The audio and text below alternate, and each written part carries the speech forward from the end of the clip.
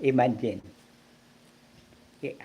you are a rich person, and then you have so many sickness, and like diabetes, for example, and so many foods are forbidden for you to eat. Hmm.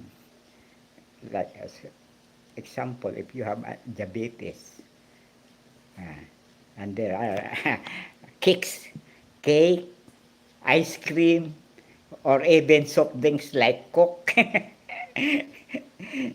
when you try to eat, oh, it's not good for you. You are diabetic. It seems like you are being penalized. Imagine if your blood pressure, heart, then there are lechons, lechon, roast pig, oh, especially if it is done by Ramboys. You know Ramboys. You eat a roast pig in Ramboys, and you will feel the how good it is, how palatable. Then, when you try to it, you are reminded that your doctor said that it's not good for you. You have high blood. So it seems that you are penalized. Oh. You know, eating is a pleasure.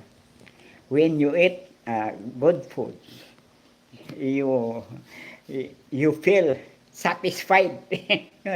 You will happy. Yeah. Eating is made by God to so that you will enjoy the pleasure. Mm. You know what is the ultimate pleasure that was given to us by God, to humans? The most ultimate pleasure that God gave to humanity, to humans. Do you know that? One is eating. Eating. The others are drinking, pleasure. But the ultimate, it's an assignment for you. Assignment. What is the ultimate pleasure